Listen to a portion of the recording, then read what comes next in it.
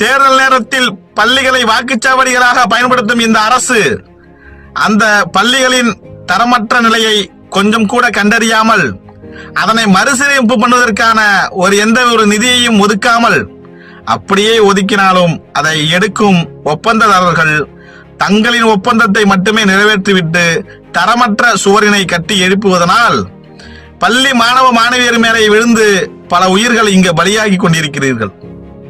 பல கோடி ரூபாய், பல லட்சம் கோடி ரூபாய் ஊழல் செய்யும் நீங்கள் சிறிது எதிர்கால சந்ததியினரின் நிலையை கொஞ்சமாவது நீங்கள் உங்கள் மனதில் யூகித்து வைத்திருந்தால் அது போன்ற உயிரிழப்புகள் பெரிதாக இழக்க நேரிடாது.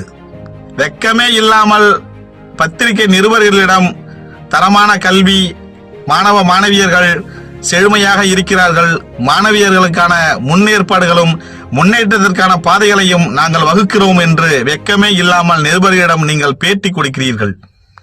அந்த தேர்தல் நேரத்தில் ஏதாவது ஒரு தேர்தல் அதிகாரியின் தலையின் மீது சுவர் இடிந்து விழுந்தால் அல்லது உயிர் இழப்பு நேர்ந்தால் அப்பொழுது உங்களுக்கு தலைகுனிவாக இருக்குமா? இல்ல அதுக்கப்புறமா நீங்க அதுக்கான ஒரு முன்முயற்சி இதெல்லாம் எடுப்பீங்களா, மறுசீரமைப்பு பண்ணணும் அப்படின்னு? ஆனா தேவையில்லாத விஷயங்களுக்கு பல்லாயிரக்கணக்கான கோடி ரூபாயை விரயம் செய்யும் நீங்கள் பள்ளிகளை மறுசீரமைப்பு பண்ணுவதற்கான இல்ல உலகத்தரம் வாய்ந்த ஒரு நல்ல நவீன பொருட்களை கொடுப்பதற்கோ அல்லது செய்வதற்கோ நீங்கள் ஏன் முன்வர மாட்டேங்கிறீங்க அப்படிங்கிறது தெரியல. உங்களுடைய தவறுகளை சுட்டிக்காட்ட எவனாவது ஒருவன் முன்வந்தால் உடனே அவனை எந்த வகையில் அவனை பழிதீர்க்கலாம் என்று யோசிக்கிறீர்கள் தவிர கொஞ்சம் கூட குற்றமுணர்ச்சி இல்லாமல் தான் நீங்கள் செயல்பட்டுக் கொண்டிருக்கிறீர்கள்.